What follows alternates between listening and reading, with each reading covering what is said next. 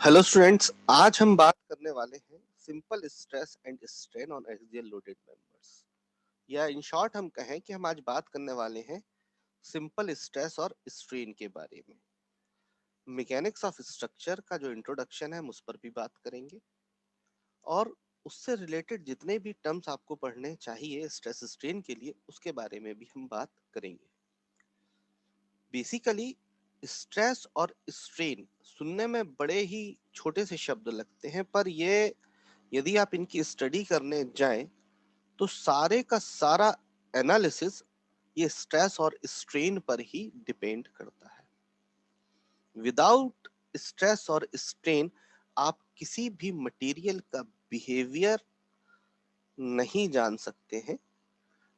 इसीलिए कई जगह पर हम अपने यहाँ सब्जेक्ट पढ़ते हैं मैकेनिक्स ऑफ स्ट्रक्चर, कई जगह पढ़ाया जाता है मैकेनिक्स ऑफ सॉलिड्स या strength of materials.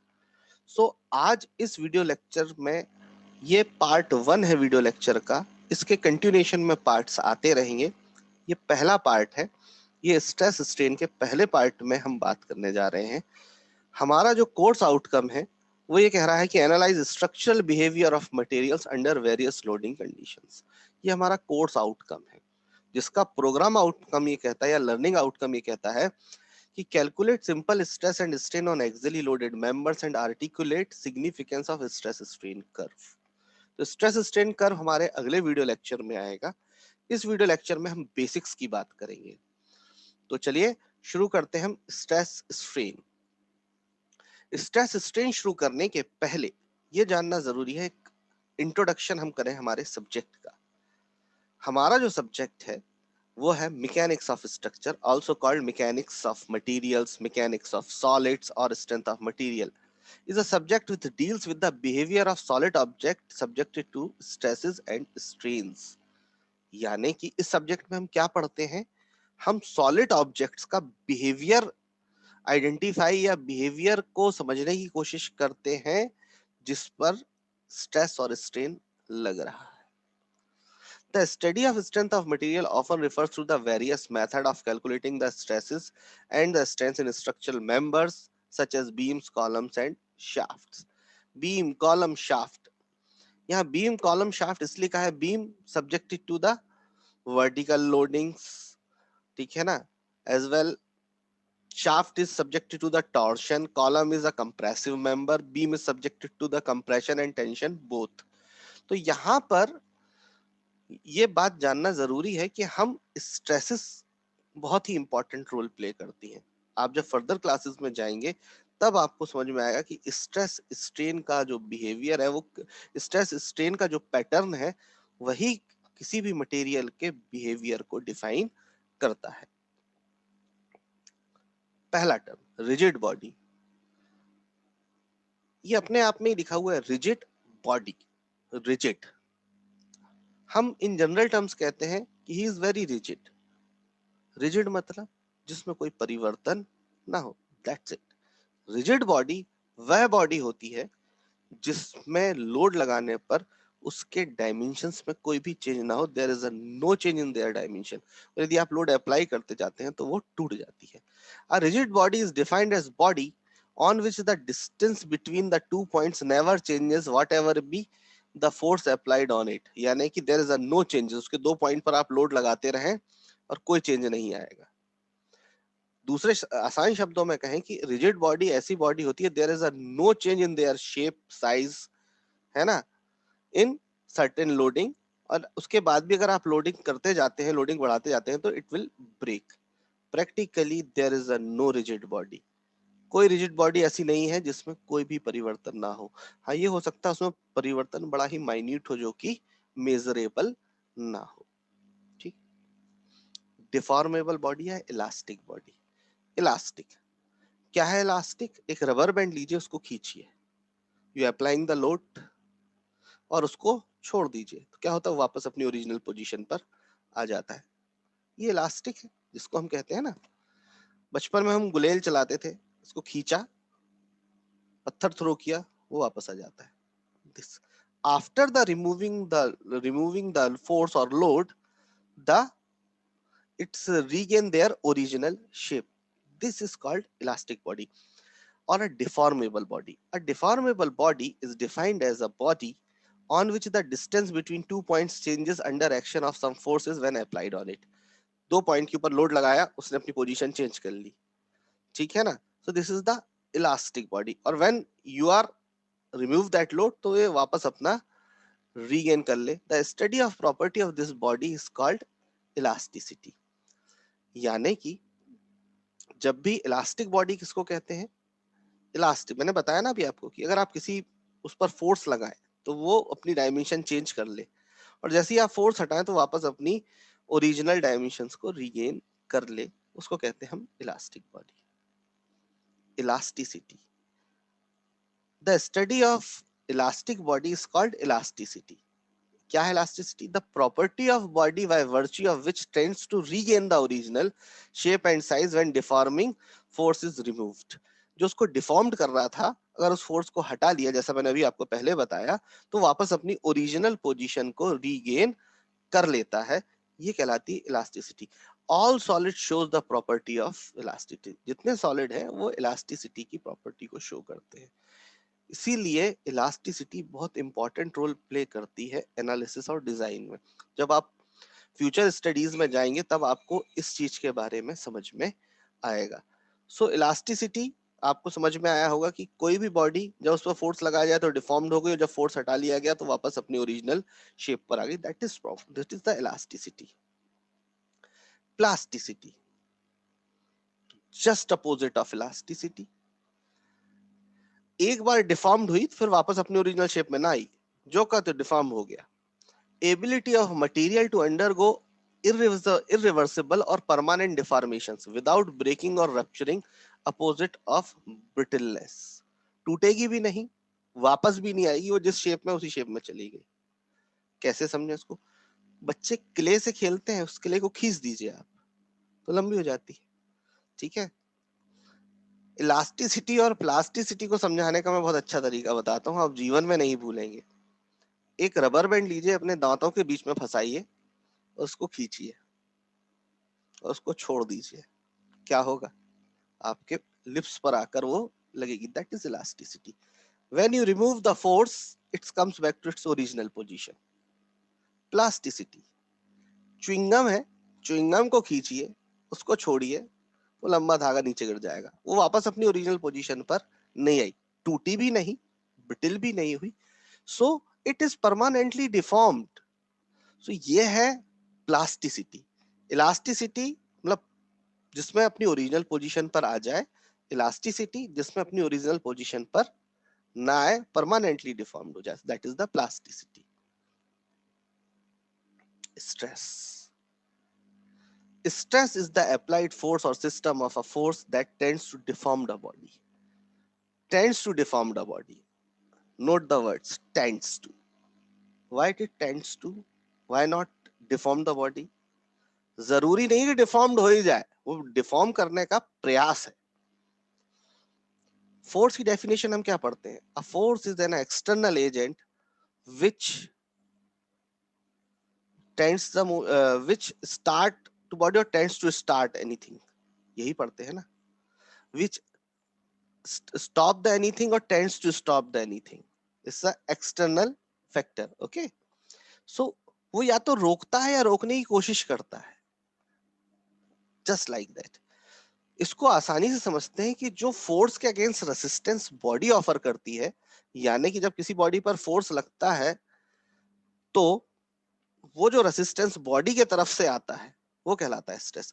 The resistance offered by the body against the force is called stress, or the resistance offered by the body against the bending is called moment of inertia. याद रखिएगा ये चीज. The difference between the moment of inertia and the stress, it's called inertia basically. Mathematically stress is force upon area, मतलब external force upon area. Unit क्या होगी? Newton. SI unit होगी Newton पर mm square. This is the stress. Types of stress. हाँ, stress को denote करा जाता है स्मॉल p से, सिग्मा से. तो आप जो भी नोटेशन लेना चाहें ले सकते हैं, है ना. कुछ बुक्स आपका सिग्मा लेती हैं, कुछ बुक्स स्मॉल p लेते हैं, हम दोनों लेकर चलेंगे जिसमें आपको कंफ्यूजन ना रहे। Types of stresses. The stresses developed in our body depends upon the how external force are applied over it. किस तरह की स्ट्रेस है ये डिपेंड करेगा उस पर फोर्स कैसा लग रहा है। जिस तरह का फोर्स होगा उसी तरह की स्ट्रेसेस होंगी। यहाँ एक बात करना जरूरी है कि ये बेसिकली मैकेनिक्स ऑफ स्ट्रक्चर जो है ये एक्सटेंशन है अप्लाइड मैकेनिक्स का, या जिसको इंजीनियरिंग मैकेनिक्स के नाम से भी पढ़ा जाता है। वहां पर आपने स्टडी करी फोर्स की। फोर्स कितने तरह का होता है? बेसिकली तीन ही तरह के फोर्स होते हैं, फिर बाद में हम उसको अलग क्लासिफाई करें। पुश पुल ट्विस्ट, हम या तो किसी भी चीज को खींच सकते हैं, किसी को दबा सकते हैं, या किसी को मरोड़ सकते हैं। चौथा तरीका ही नहीं है। हाँ, खींचने पर कुछ और हो रहा होगा, दबाने पर कुछ और हो रहा होगा, घुमाने पर कुछ और हो रहा होगा, but basically only the three, push pull and twist. ये बात ध्यान रखिएगा। सो स्ट्रेस भी डिपेंड करती है किस तरह का फोर्स लग रहा है। फोर्स भी दो तरह के होते हैं, external force, internal force, whatever. Basically हम इस बात को जानते हैं कि जिस तरह का फोर्स होगा उसी नेचर की स्ट्रेस होगी।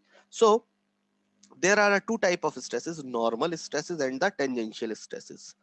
Tangential stresses is also called shear stresses. ध्यान रखिएगा। नॉर्मल स्ट्रेसेस की बात करते हैं। Normal stress is a stress that occurs when the surface of the body is loaded by an axial force. Axial forces लग रहे हो, compressive और tensile। इजी वे में समझने का तरीका है। Sigma is equals to P upon A, यानी कि sigma is equal to force upon area, जहां सिग्मा नॉर्मल स्ट्रेस है, पी एक्सियल फोर्स है, ए क्रॉस सेक्शनल एरिया है। यहाँ ये जानना जरूरी है कि 1 pascal is equals to 1 newton पर मीटर स्क्वायर, ये यूनिट्स याद रखिएगा। 1 mega pascal is 10 to the power of 6 newton पर मीटर स्क्वायर, और 1 न्यूटन पर mm स्क्वायर। ये याद रखिएगा, प्रॉब्लम सॉल्व करने में काम में आएगा। ठीक है। नॉर्मल स्ट्रेसेस, नॉर्मल जैसा मैंने भी आपसे कहा ना, normal stresses of two types, tensile stresses और कंप्रेसिव स्ट्रेस। टेंसाइल खींचना, कंप्रेसिव दबाना। देखते हैं tensile stresses. Consider a uniform bar of cross-sectional area A subjected to an axial force P। हमने एक बार लिया, एक क्रॉस सेक्शनल बार लिया जिसका क्रॉस सेक्शनल एरिया A है। इस पर ये P का टेंसाइल फोर्स लगा है, दो तरफ से खींच रहा है। The stress at any section XX, किसी भी सेक्शन XX पर stress normal to the line of action of the tensile force P is especially called tensile stress PT। ये कहलाता है टेंसाइल स्ट्रेस जिस भी डायरेक्शन में लग रही है। Is the state leading the expansion, that is the length of material tends to increase in the tensile direction। Obviously बात है कि अगर हम किसी चीज को खींचेंगे तो जिस डायरेक्शन में फोर्स लग रहा है उसी डायरेक्शन में इसकी लेंथ इंक्रीज हो जाएगी। तो टेंसाइल स्ट्रेस में क्या होता है, एक्सपांशन हो जाता है। ठीक है ना। तो टेंसाइल स्ट्रेस क्या है, जब टेंसाइल फोर्स लग रहा हो तो टेंसाइल फोर्स के अगेंस्ट जो बॉडी रेजिस्टेंस ऑफर करेगी वो कहलाएगी tensile stress. Compressive stress just opposite, यहाँ खींच रहे थे, यहाँ पर अपोजिट लगा रहे हैं। A force that attempt to squeeze, दबाने की कोशिश करे, या कंप्रेस द मटेरियल। ठीक है ना। तो कंप्रेस क्या है, दो फोर्स लगाए इधर से, इसमें क्या होगा, टेंसाइल में क्या हुआ था, एक्सपांड हुई थी, पर कंप्रेसिव में क्या होगा, शॉर्ट हो जाएगी, शॉर्टनिंग होगी। कोई मेंबर एल था तो एल माइनस समथिंग हो जाएगा, कुछ कम हो जाएगा। तो ये होती है कंप्रेसिव स्ट्रेस। यानी कि सिंपल अगर हम समझने की कोशिश करें तो the resistance offered by the body against the compressive force is called compressive stress. Clear है। टेंजेंशियल स्ट्रेस, और इसको कहते हैं हम shear stress. A force acting in a generally horizontal direction, ये हॉरिजॉन्टल डायरेक्शन में लगती है और इसको सरफेशियल, टेंजेंशियल, इसको कट करने की कोशिश करती है। ठीक है। तो ये फोर्स अप्लाई कर रहा है तो इसको ब्रेक करने की कोशिश करता है। This is the tangential stress. Strain, stress और स्ट्रेन, तो स्ट्रेस की तो बात हो गई है, अब बात कर रहे हैं हम स्ट्रेन की।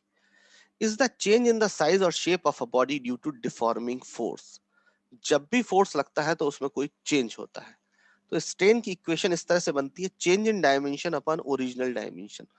तो जो बॉडी में चेंज हुआ डेल्टा एल, और जो बॉडी की लेंथ थी L, इन दोनों का जो रेशियो है वो कहलाता है स्ट्रेन। इसको स्मॉल ई से या अलग अलग नोटेशन है यूज कर सकते हैं आप, एप्सिलॉन से डिनोट कर सकते हैं, स्मॉल ई से डिनोट कर सकते हैं, ठीक है ना। तो ये स्ट्रेन को एक्सप्लेन करते हैं। तो change in direction, change in dimension upon original dimension, या change in length upon original length.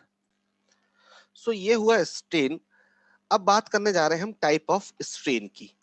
तो since the deforming force can produce their three of deformation, that is change in length, change in volume और change in shape। Length में change अकेला आ रहा है, volume में change आ रहा है, या शेप में आ रहा है। In a body there are three types of strain: longitudinal strain, lateral strain and volumetric strain। There are three types of strain. Longitudinal strain, that means change is origin in lateral direction, oh sorry, longitudinal direction. Lateral strain, the changes in the lateral direction. Volumetric strain, the changes in the volume. So there is a three type of strain: longitudinal strain, lateral strain and the volumetric strain। ठीक है। longitudinal strain is when the deforming force produces change in length। जैसा मैंने अभी आपको बताया, linear strain of deformed body is defined as the ratio to change in length of the body due to the deformation to its original length in the direction of the force। जो भी force का direction है वहां पर उसकी जो dimension में change हो रहा है, या तो बढ़ रही होगी या कम हो रही होगी, what ever, depend upon the loading. If L is the original length and the delta L is the change in length occurred due to the deformation, delta L change in length, L is the original length, the ratio of delta L to the L is called longitudinal strain। ये आपको formula दिखाई दे रहा है, change in length upon original length, change in length is delta L upon L, L is the original length, so the ratio of delta L to the L is called longitudinal strain। Lateral strain, obviously longitudinal direction की बात हो गई है तो lateral direction की बात होगी। Lateral strain of a deformed body is defined as the ratio to change in the length, width और रेक्टेंगुलर बार और diameter of the circular bar, मतलब लेटरल डायमेंशन में। यदि आप रेक्टेंगुलर की बात कर रहे हो तो विड्थ के डायरेक्शन में, सर्कुलर की बात कर रहे हो तो डायमीटर की डायरेक्शन में of the body due to the deformation of its original length, width of a rectangular bar or a diameter of a circular bar in the direction perpendicular to the force। lateral क्या होता है, जिस direction में force लग रहा है उसकी perpendicular direction में जो चेंजेस हो रहे हैं वो है आपके लेटरल स्ट्रेन। फोर्स इस डायरेक्शन में है, ये फोर्स का डायरेक्शन है, तो इस डायरेक्शन में परपेंडिकुलर, फोर्स के परपेंडिकुलर डायरेक्शन में जो चेंजेस हो रहे हैं वो आपके क्या रहेंगे, आपका डायरेक्शन बताएंगे।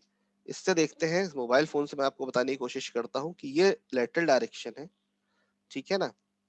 अब इस डायरेक्शन में जो होंगे वो, ये लॉन्गिट्यूडनल डायरेक्शन है और ये है लेटरल डायरेक्शन। तो ये लॉन्गिट्यूडनल स्ट्रेन होगा जो भी चेंजेस इस लेंथ पे होगी, और जो इस डायरेक्शन में चेंजेस होंगे वो कहेंगे lateral strain. Volumetric strain, so change in volume upon original volume. Force by axial try axial force लग रहा है जिस कारण से बॉडी डिफॉर्म्ड हो रही है, तो उसके वॉल्यूम में चेंज हो रहा है, तो वो change in volume upon original volume is called volumetric strain. Volumetric strain of a deformed body is defined as the ratio of the change in volume of the body to the deformation to its original volume. यानी कि जो original volume में change हुआ है और जो original volume था, उन दोनों का जो रेशियो है वो कहलाता है volumetric strain. If v is the original volume, यदि v उसका ओरिजिनल वॉल्यूम है, and delta v is the change in volume, और डेल्टा v जो उसमें वॉल्यूम में चेंज हुआ है, इन दोनों का जो रेशियो होगा वो क्या कहलाएगा, वॉल्यूमेट्रिक स्ट्रेन। इसको स्मॉल e और v से बता देते हैं जिसमें कि ये बात करें वॉल्यूमेट्रिक स्ट्रेन की।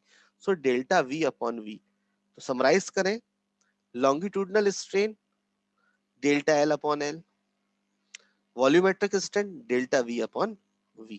अब आप कहेंगे lateral strain, lateral strain basically lengthwise ही होती है, लेकिन हमको इंपॉर्टेंट रहता है लॉन्गिट्यूडनल स्ट्रेन की और आपकी वॉल्यूमेट्रिक स्ट्रेन की। Okay, now again elasticity is very important term because the limit of elasticity plays very important role in structural analysis।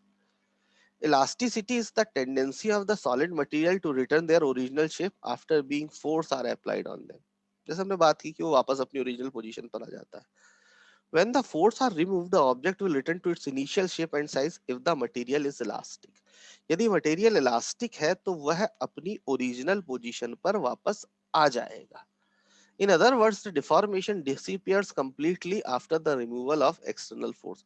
मतलब जो डिफॉर्मेशन हुआ था लोड को हटाने के बाद वो डिसअपियर हो जाता है, वो नहीं दिखाई देता है. क्यों? क्योंकि वो वापस अपने ओरिजिनल शेप पर आ गई है. इस कारण से उस पर कोई भी डिफॉर्मेशन के साइन नहीं बचते हैं. स्टील केबल्स, रबर बैंड्स, मैंने भी एग्जांपल बताया था आपको रबर बैंड्स का. Springs are the example of the elastic material. ये मैंने इसलिए स्लाइड बनाई है कि कई बार इलास्टिसिटी पर अगर नोट लिखने आए तो आप ये लिख सकते हैं. Elastic limit, it's important, is the maximum stress from which the elastic body will recover its original state after the removal of deforming force. ऐसा नहीं है कि आप कुछ भी लोड लगाते रहो, कितना ही खींच ले जाओ, फिर वापस करो तो ओरिजिनल पोजीशन है. उसकी भी एक लिमिट है. लिमिट मींस हद, सीमा. किस सीमा तक वो इलास्टिक है. इधर तक, इतने लोड तक तो वो इलास्टिक है. इसके बाद खींचा, फिर वो या तो टूट जाएगी या वापस नहीं आएगी या परमानेंटली डिफॉर्म्ड हो जाएगी. तो वो लिमिट, जिस लिमिट, वो आखिरी लिमिट जहां से लोड हटाने के बाद वो अपना ओरिजिनल शेप रीगेन कर ले, वो कहलाती है elastic limit. Stress strain curve में हम इसकी बात करेंगे. It differs widely for different materials. अलग अलग मटेरियलों की इलास्टिक लिमिट अलग अलग होती है, स्वाभाविक सी बात है. It's very high for substance like steel and low for substance like lead. Steel के लिए बहुत हाई होता है, स्टील का तार भी बन जाता है. लेड फट से टूट जाता है. So elastic limit is the limit at वो आखिरी पॉइंट, जिस पॉइंट, वो आखिरी लोडिंग पॉइंट जहां पर लोड लगने के बाद, अगर उसके बाद और लोड लगाया तो टूट जाएगी या प्लास्टिक हो जाएगी. अगर उस पॉइंट, वो आखिरी पॉइंट की वहां से हटा दिया तो वापस अपनी ओरिजिनल पोजीशन पर आ जाए, वह लिमिट कहलाती है elastic limit. Hooke's law. Hooke's ने एक लॉ दिया था स्ट्रेस और स्ट्रेन को लेकर. हुक्स ने ये कहा था कि Hooke's law states that stress is proportional to strain. Maximum लोग यहाँ बोलकर रुक जाते हैं. What is Hooke's law? कि stress is proportional to strain. No, it's uncomplete. Stress is proportional to strain within the elastic limit or up to the elastic limit. Elastic limit तभी, जब तक इलास्टिक लिमिट है तभी तक ही stress proportional है strain के. Otherwise वो प्रोपोर्शन नहीं रहेगा. ये सारी बातें हम स्ट्रेस स्ट्रेन कर्व में आगे वाले वीडियो लेक्चर में डिस्कस करने वाले हैं. So stress is directly proportional to strain within the elastic limit or up to the elastic limit. ये याद रखिएगा. if P is the stress induced in a material and E is the corresponding strain, यदि small p stress है, small e strain है, so stress directly proportional to strain, so P upon E बराबर capital E, a constant. ये जो capital E है, this constant E is called the modulus of elasticity और Young's modulus. ये Young modulus है, name after the English scientist Thomas young.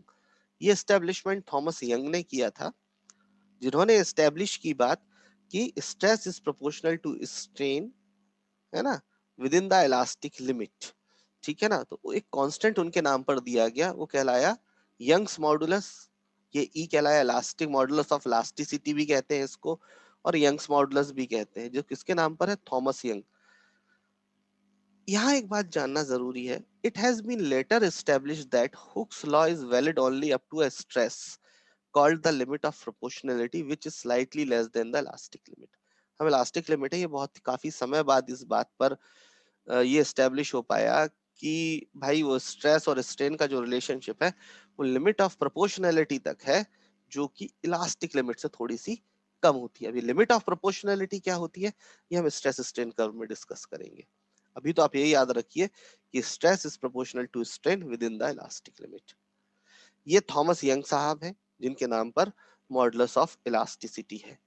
तो Young's modulus also known as the tensile modulus or elastic modulus is measure of the stiffness of an elastic material. और ये Thomas Young साहब का मैंने यहाँ पर एक फोटो लगाया हुआ है. ये भी हमें पता होना चाहिए कि किनके नाम पर कौन सा इलास्टिक कांस्टेंट है। So stress is directly proportional to strength, तो stress upon strain is equals to constant, जो कि है मॉडुलस ऑफ इलास्टिसिटी, जिसकी यूनिट होती है pascal, PA. Pascal means newton पर मीटर स्क्वायर।